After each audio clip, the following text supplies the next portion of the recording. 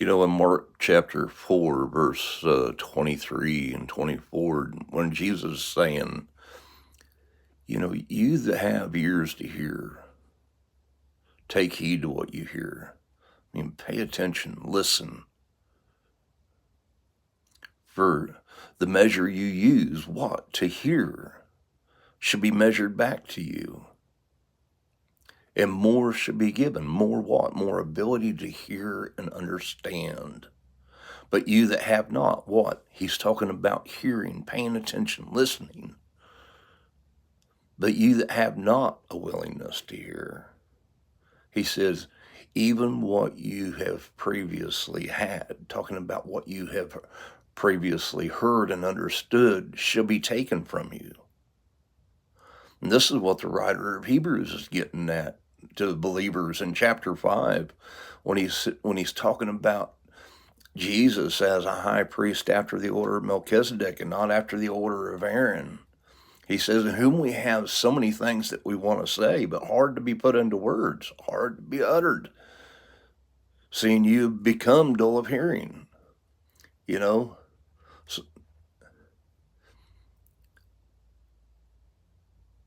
Because he goes on and he says, owing because of time you should be teachers. He says, you have need that one teach you again.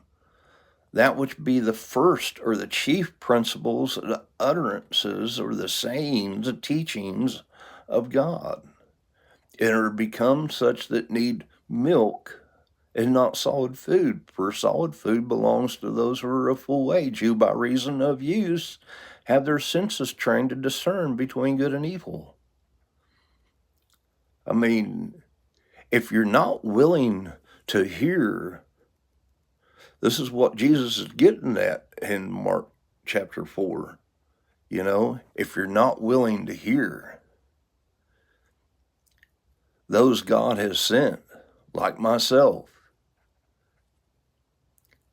and like in the comments, some people make a comment and I'll make a comment and they'll get to looking at it and it's too long because I'm quoting scripture.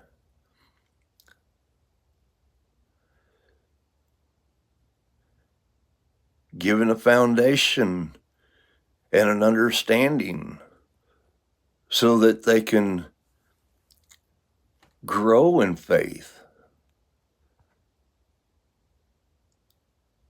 Some hear and some won't. And I'm telling you, you're not going to like the result if you do not hear. Those